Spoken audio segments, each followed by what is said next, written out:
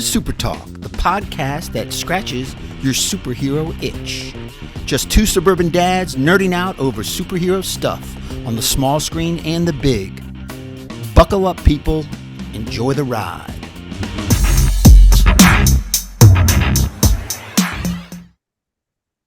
Welcome to SuperTalk, the weekly podcast dedicated to news and reviews of comic book media on the big and small screen. This is episode 136, and I'm your host, Brian Professor Pettis, and with me, as always, my illustrious co-host, Titanium Tony Estrella. I don't know why I do the countdown. This thing tells us when it's recording. But it's habit. Yeah, at this point in time. That's why I chuckle, because it's like it's total habit, and it's like recording in progress. There we go. We're on. Hey, thanks for bringing over the comic. Very timely. Very. I tell you, as we've talked. I mean, you're getting into my wheelhouse right now. There we go. And I love it. You know, when Deadpool and the XMen and all the other things they want to do with these characters, I mean, like individual characters and all kinds of combos of different I've got them all. So I'm like, now you're in my wheelhouse, baby. What a difference a trailer makes, huh? Last week, the professor was talking about hanging up his stethoscope and putting away his beakers and no more lab, no more experiments in the lab. And now he's all in. This is your wheelhouse. I don't know about that, but what I'll say, your wheelhouse. as we've said Yeah. extensively, the importance of this movie cannot be minimized. I mean, it is the most important movie that Marvel has released since Endgame. Ladies and gentlemen, welcome to the Deadpool and Wolverine trailer review from SuperTalk Podcast. Titanium Tony, Professor Pettis here, and we are going to be doing our little breakdown of the trailer, and this is episode 136, but it's actually 135 because we're going to make this one a short and sweet one. Yeah, it won't be too long. Yeah. We and I want to thank Titanium and his lovely wife for hosting the Super Bowl last night. We had, roughly at least 40 people here last night. A lot of fun. I took a big chance having all those people in my house and not being able to watch the trailer. Well, what was hysterical is the trailer. Well, all right, let's get the show started because we've got a lot to talk about. All right, well, first we want to thank the listeners that bring the show to you, our patrons. Patreon.com/SuperTalk is how you become a member of the patronship. We really appreciate your support out there, patrons. And if you want to join and help us out, that's how you do it. Let's get in. No reviews this week because we're going to review the trailer. Again, we kind of did an impromptu episode. Not really much going on other than a big trailer to talk about. But there are a handful of news items that you and I have kind of tossed around here the last couple of weeks that we wanted to talk about. So Gina Carano, those of you who don't know Gina Carano is, she big claim to fame was on a television show back in the 90s called American Gladiator, where she played a female gladiator in that show. Great show, by the way. And somewhat of an MMA fighter before that. And after, and then she became very famous in MMA, was a champion in Strikeforce for a number of years as an MMA fighter, mixed martial artist, and then dipped her toes into acting and has been in several movies. It was in one of the Fast and the Furious movies, has been in several other things, but most recently was a very important character in the first season of The Mandalorian. Played a rebel soldier and ultimately was fired after the first season of The Mandalorian by Disney. And the question most of you out there are asking is, what does this have to do with comic book media? Well, it has to do with a lot of what we spoke about on our last episode in regards to some of the political movements behind a lot of what's been going on at Disney and Marvel over the last several years. A little bit of cancel culture and whatnot. Yeah. Yep. And this really is a very public fight between an individual, outspoken female individual, and a big powerhouse company like Disney. And everything that she's being, the reasons the company is saying that she was fired are exactly some of the things that the company's being criticized for as well. So And bottom line she's is got a big backer in this fight too. Elon Musk is backing her in this fight. But yeah, what we're going to keep abreast of this. We're going to be watching it from afar. That's for sure, to see what this happens, see how this shakes out. But I think it's going to shed some light on a lot of inside wackiness that Disney's doing, that what it happens to relate to comic book media is how it's affecting Marvel. And I think a lot of this is going to shake out in a very public lawsuit that will shed some light on what's happening to Marvel in the inner circle. So we'll keep an eye on it. It's going to I mean, as we talked on our last episode, we firmly believe there are a small handful of individuals with agendas in the company, and by pushing and promoting those agendas, they've affected the Marvel Cinematic Universe to some extent, in the quality of the programs as well as the types of programs that we're getting. And those agendas are coming to light in this lawsuit. They're being called out and specifically referenced in the lawsuit. So yeah, it's something to keep an eye on, just simply because, look, you can be extreme on either side of this, and potentially Gina Carano was wrong in a lot of ways in how she handled some things as well. And I don't know if she's even admitting that. But you can't be wrong on the other side. You can't be right on the other side and always either. I mean, I think that's what's coming out right now, is that both sides were probably wrong. And the good news is a lot of this is going to be made public, and we're going to kind of hear kind of the inner workings and stories of this. So something to keep an eye on. Yep, we will. I will say I have a hard time believing this wasn't done on purpose. But Pedro Pascal was speaking at a SAG-AFTRA conference, and or a web conference or something. He was doing some kind of a speech, and his profile on SAG-AFTRA was updated to include the line, he will shortly begin filming Fantastic Four for Marvel Studios. Yeah. And everybody picked up on this, and it was out on the internet, and people had screenshots of his profile, and literally within 2 hours it was pulled down. But I mean, again, the cat was already out of the bag. It had already leaked out there. And of course, no official word for Marvel or anything else. Worst kept secret in Hollywood. Yeah. If it wasn't true, and a lot of these predicted rumors of castings for F4 if it wasn't true, they would come out and say, no, that's not true, to kind of, because how embarrassing if you're an actor or an actress attached to this rumor and it's not true, and it's being reported or rumored every day online. It would be super embarrassing to be like, wow.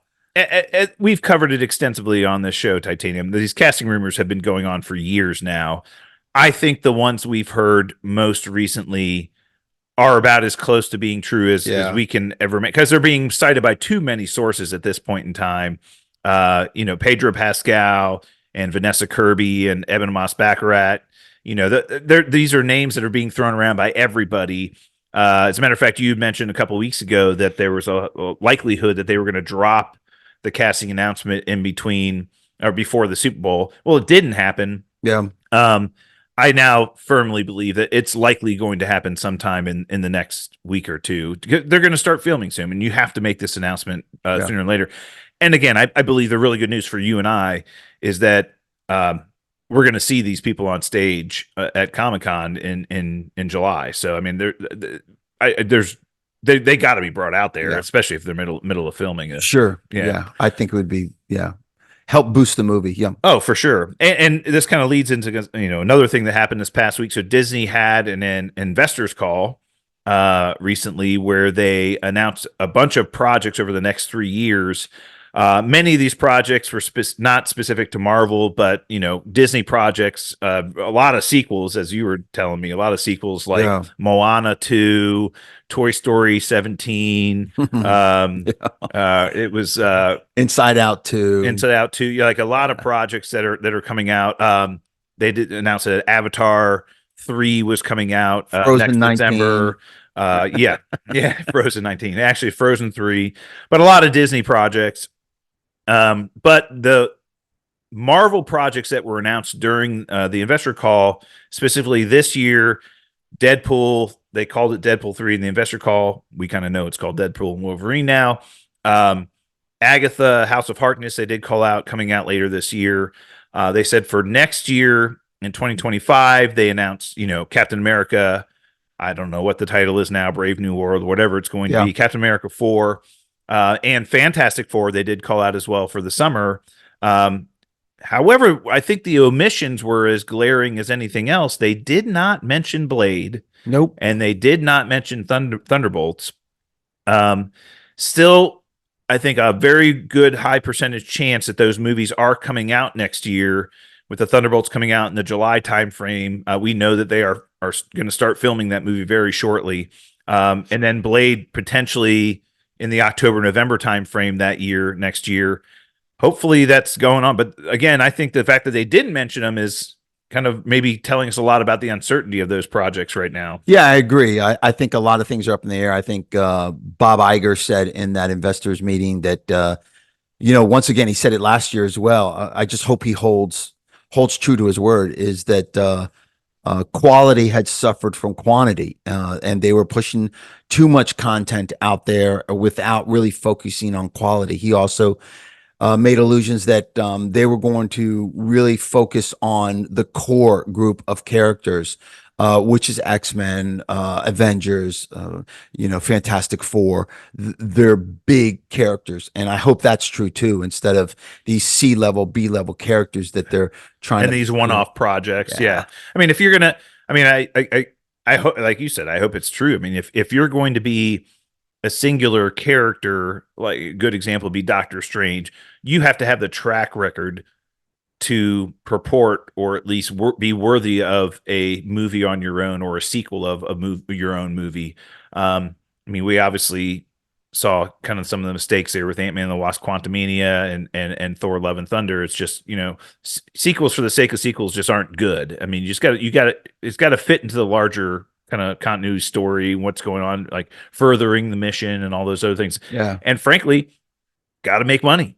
Yeah, right? no question. That's the bottom line. Business. Right. I mean, and that's what the shareholders are holding them accountable to, right? Whether you like it or not, a business exists to make a profit. Yeah. It's just the way it is. And right now, Disney not many unprofitable businesses are still around. That's correct. Or around very long. And Disney is hemorrhaging. They've lost a lot of money. They lost $200 million on the Marvels. So it's hemorrhaging a lot of money. Yeah. Some good news on the I'll say Daredevil side of things.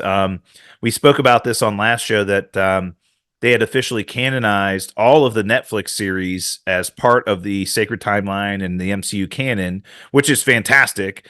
And we now firmly believe that Daredevil Born Again is really a continuation of the first 3 seasons of Daredevil that we got on Netflix, and now really a Daredevil season 4. And it sounds like they've written it that way. A lot of the same characters are coming back. They're kind of picking up from where they left off at the end of Daredevil season 3. We know Bullseye's back. There were some behind the scenes clips of them filming some scenes with Bullseye in the streets. We know Punisher's coming back. We know Jessica Jones coming back. We know that there are plans to bring Iron Fist back in multiple different iterations at different points in time in different projects. I think it's great. And the evidence of this was seen here on Disney Plus. If you've been there recently, they have if you go to the Marvel page on Disney Plus, they have a Marvel Cinematic Universe by the timeline. And you can see the different movies and television shows based on where they fit in the timeline. Sure. And they basically inserted each one of the Netflix series into that timeline along that timeline, and which is just fantastic. Yeah, I mean, look, a couple of them many of them were sleepy, a little bit long and a little bit extended, too long. But some of those series were just fantastic. The Daredevil series specifically, I thought all the Jessica Jones were great. Punisher was really good. Season 1 specifically, but season 2 was even okay. And I liked Luke Cage season 2. I loved Luke Cage and Jessica Jones season 1. I mean, there was just some real quality stuff there. But some great series. Yeah. Absolutely. You're absolutely correct. Let me ask you this. If you look at FX and you look at TNT, these network shows, these network stations, they have a tremendous amount of Marvel content on them that they're always rerunning. They're always rerunning these movies. Now, I know they're on Disney Plus, but do you think that hurts Disney Plus subscribership? Like, if I really wanted to watch a Marvel show, I could just wait for it or DVR it on FX or one of these other networks that I guess have the right to it.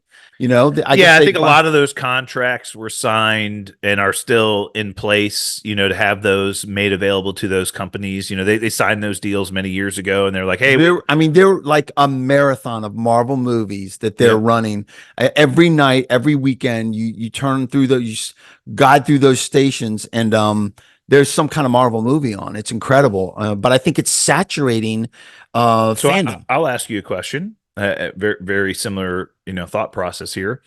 The NFL Network replays most, if not all, of the NFL games on the NFL Network after they're aired on Sunday. Mm-hmm. Do people stop watching on Sunday because they know they can watch it on NFL Network later in the week? No. I think if nothing else, it is all it does is extend their brand and give more people access to their brand. And I think if I'm watching these movies on an FX or TNT or USA Network or whatever, wherever they're being aired, and I like them so much, I'm like, man, I would love to be able to watch these whenever I wanted to. I don't want to go out and buy the DVDs. Oh, I can get a Disney Plus subscription and they're all right there. Right. So I think it's kind of more of the reverse. Again, those obligations were there way before Disney Plus was even created. Yeah. So you don't think it hurts subscribership? No. I think you don't think it's saturating the fandom? No. Okay. No. I mean, how many times? I'll ask you a question I know the answer to. How many times have you just been flipping around and you'll see that, I don't know, Avengers: Age of Ultron is on FX. Know the answer to that. I can't. And do you turn it off and go, oh, I'll just go over to Disney Plus and watch there and I can start it from the beginning, or do you just keep watching it? I keep watching. Exactly. Yeah. If I'm scrolling through and there's a movie on, we're like, damn, there's commercials. Oh, who cares? I did that with Black Widow the other day. I was scrolling through and Black Widow was on and I watched it for a little bit. And the next thing you know, the movie was over. I was like, damn, I watched that whole thing again. Yeah, right. And it kind of reconfirmed that. I think it's good for the brand. I mean, and it shows you some of the power the brand has. And again, as a Disney Plus subscriber, am I angry that they're airing it in other places? No. I mean, it's like, hey, it just increases the fandom for there's a lot. I mean, you and I are Disney Plus subscribers, but there's, you know, millions of people out there in the country that aren't, and they get to watch these movies on broadcast or cable television. Right? I see it now. Yeah. Okay. Yeah. Before we get into the topic of the week, let me say something, a little thing that somebody hit me up on Twitter X about, and my opinion on this is, you know how the Hollywood shills lost their mind over that Daredevil Echo fight? You know how they lost their mind, the Hollywood shills. I mean, how amazing it was. You're not going to get that from two old guys. And how she could hold her own with right. Daredevil. How amazing it was. Go back and watch the Bullseye fight. When Bullseye was pretending he was posing as Daredevil. That fight scene, and Daredevil was in his black costume with the wrap in the church. You're talking the one in the church, and he's wearing his Daredevil costume. Go back and look at that fight, and you tell me, you compare those two, and you tell me which one was better. Not even close. And the fight scene between Kingpin, Daredevil, and Bullseye at the end of season 3 in Kingpin's apartment, like off not the even charts, close. Off the charts. Yeah, all the hallway scenes, a Daredevil. You know, I mean, it's yeah.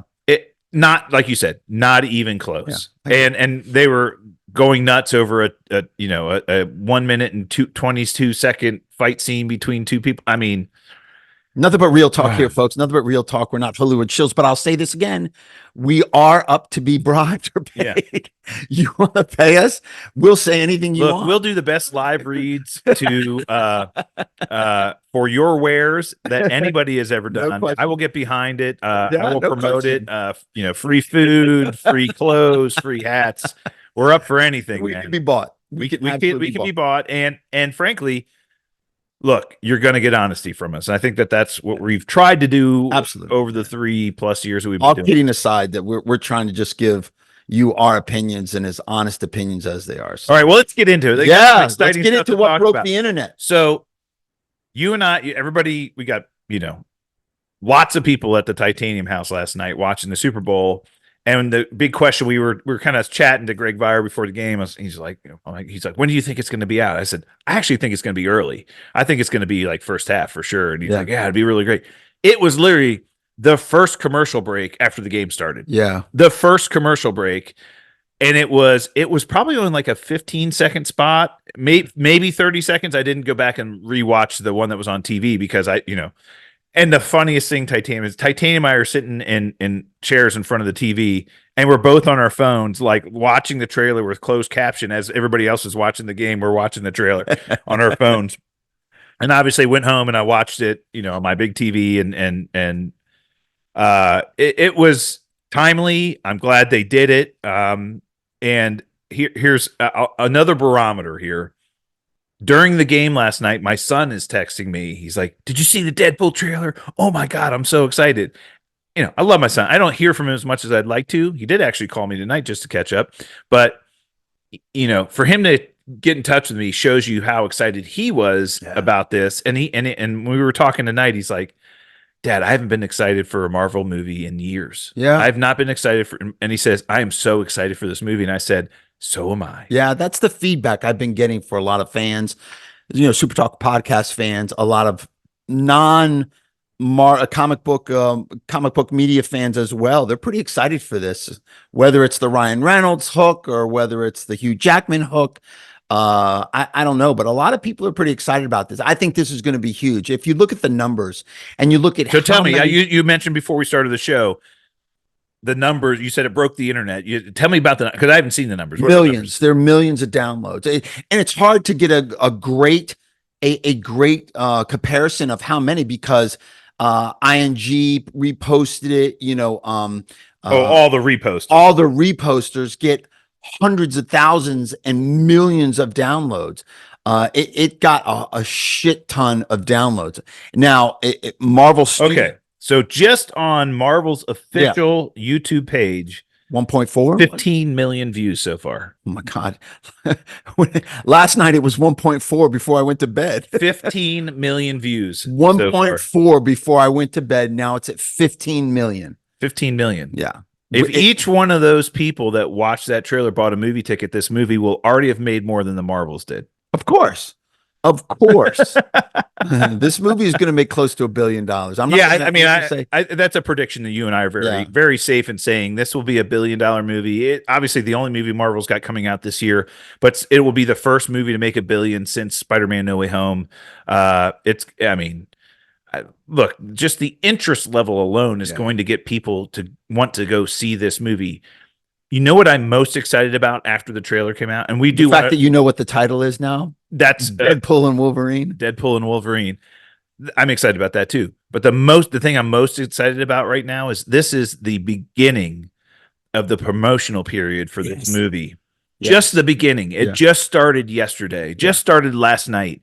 And if you remember from Deadpool 1 and you remember from Deadpool 2, Ryan Reynolds does not pull punches. He does not hold back. He does not, he'll do it on Twitter, on Instagram, on TikTok.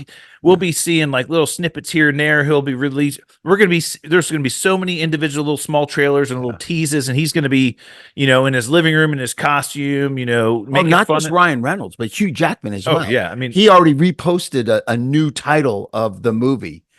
It Wolverine and Deadpool. It says Wolverine and asshole.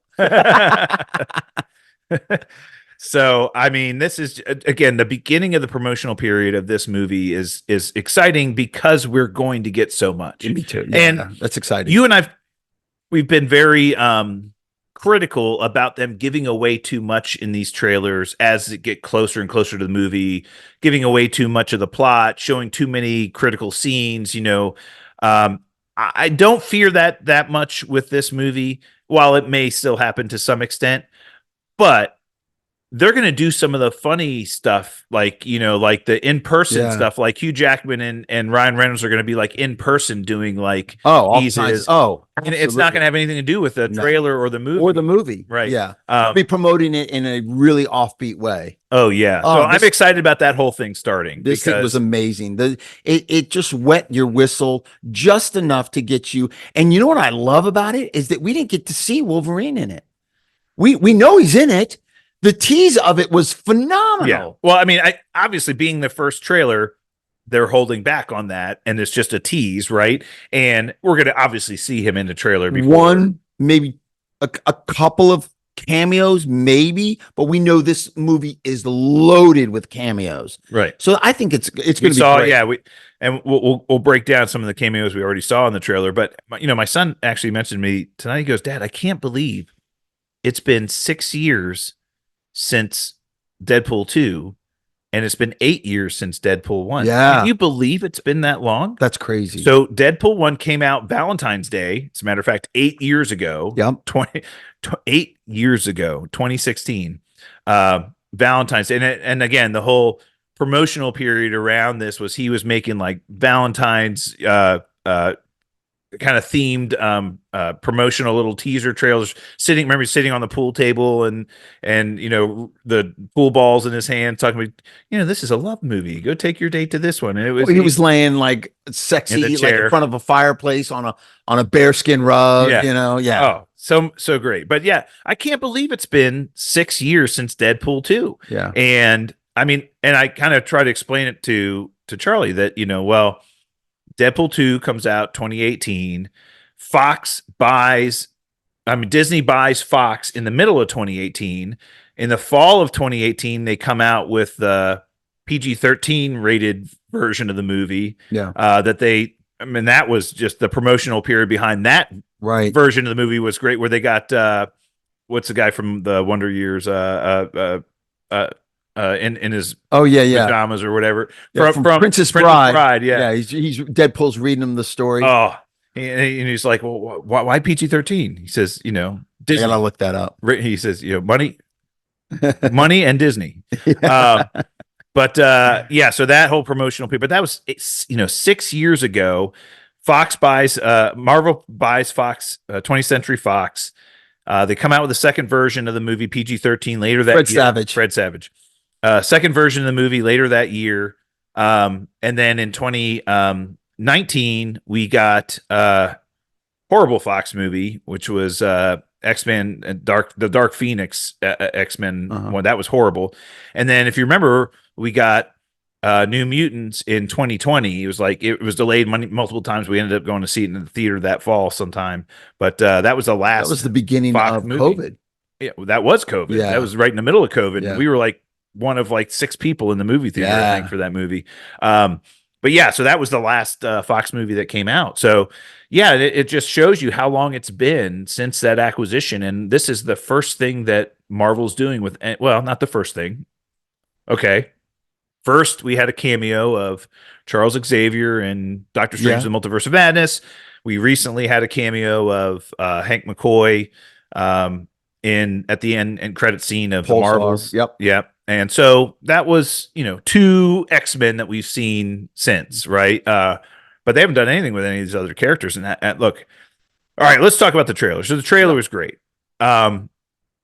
And again, we don't know too much about the plot yet, which is good. I'm sure we'll find out more, but it seems like we know a loose plot that's kind of forming, right? It seems like this obviously takes place probably several years after the end of Deadpool 2. At the end of Deadpool 2, he takes Cable's time watch and goes back in time, and one of the most hysterical end credit scenes in the history of end credit scenes, where he's going back and correcting the timeline.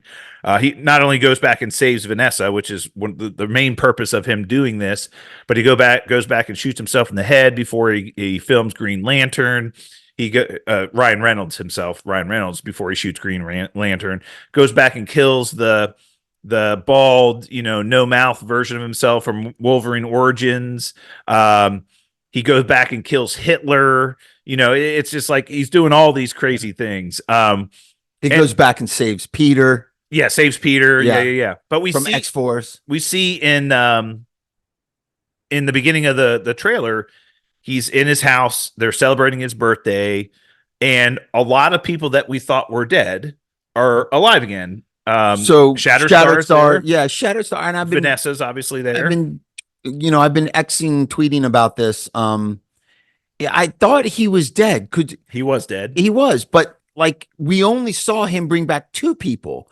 Vanessa Shatterstar and got caught up in the helicopter blades. Right. So we know he brought back Peter because that was in the end credit scene. We know he brought back Vanessa because that was in the end credit scene. So he must have gone back and saved other people. Oh, we're assuming that, but I want to know. That needs to be answered for me. If not, well, I mean, my mind is going, is this another universe? I don't think is this another Deadpool? I don't think his activities with the Watch ended with the end credit scenes that we saw. There was obviously others. So he probably did other things, and one of them was saving Shatterstar and everything else. And everybody else. Right. The Vanisher. Yeah. Okay. Yeah.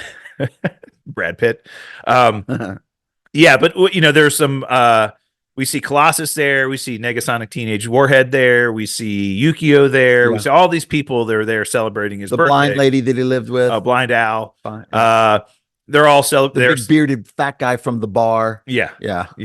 And they say, he's like, it's been a rough few years. So interesting. He says, but I'm here because of all of you. And then he gets a knock at the door, and my God, it's just the best scene ever. Like, we see a bunch of TVA agents out front, and they pull out their sticks and light them up. Pruning sticks and light them up. And then he goes, whoa. And he shuts the door, and he goes, I'm no stranger to pegging, but it's new to Disney. Already clowning on Disney. Yeah. So, and look straight at the screen when he says it. He broke the fourth wall. Yeah. And then they abduct him and take him back through one of their time doors, and he gets brought back to the TVA.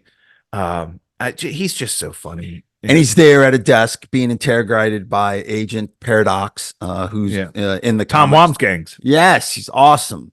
That was a really cool scene. He's like, you soiled yourself. He said, you soiled yourself while you were you seem to have soiled yourself when you were unconscious. He goes, I wasn't unconscious. Which means he soiled himself on purpose. I mean, I smell what you're stepping in. Yeah, it's so great. But he ends up, it seems like the TVA has recruited him. So could this be the premise? Like the TVA goes, recruits him, brings him in because he's very special. He's a variant. And he's given it and gives him some kind of mission. Yeah, gives him a mission and says, he tells him he's special. He says, he can make a difference. He can become the hero. Shows him a lot of clips from Marvel movies. Shows him all the other heroes. There are a bunch of scenes from Age of Ultron. There are some from Thor Ragnarok. Some from Civil War. Winter Soldier. Yep. Mm-hmm. And he's and he makes a statement of he goes, I'm Marvel Jesus. Oh my God.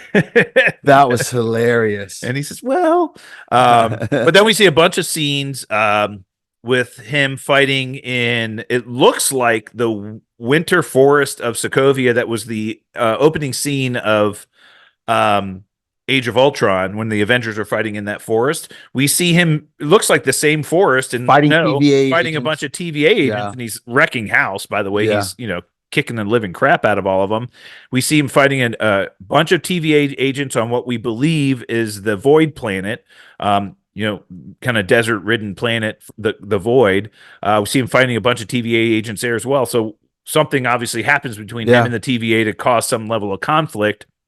We get a number of cameos, small little snippet cameos. Pyro from X2 and XMen Last Stand is back. Makes a quick cameo. We see, again, one scene coming from behind somebody who's bald, giving us the impression maybe it's Professor X, but we know it's not. Again, we've been led to believe the main villain of this movie is Cassandra Nova, who's a female, the sister of Professor X, or twin sister of Professor X. Same powers. Yep. And we believe that's who that is. We see kind of a figure that looks like it might be Wolverine sitting at a poker table in a casino, got the hair and everything else, but we see it from behind. Madripoor, could be Patch, who was the alter ego of Wolverine when he was in that city.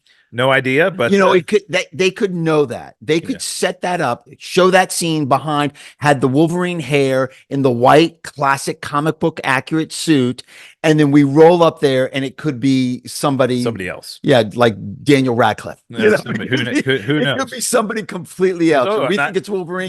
You're not who I was looking for. Yeah. Andrew Garfield. Yeah. Could be anybody at this point in time. But we do get a bunch of there are some little snippets in the trailer of like little pieces of, there's like a piece of a helicarrier, and there's just stuff from all around the Marvel universe. Tons of Easter eggs from everywhere. A ton of Easter eggs, people. But the fight scenes look amazing. They look great. The choreography looks amazing. That slow motion when he's loading the clips into his guns. He throws the clip up in the air and he catches it with his gun. Awesome. It was just so great. Yeah. But the big finale of the trailer was he gets kind of kicked through a wall, falls back on the 20th Century Fox logo, which is kind of funny.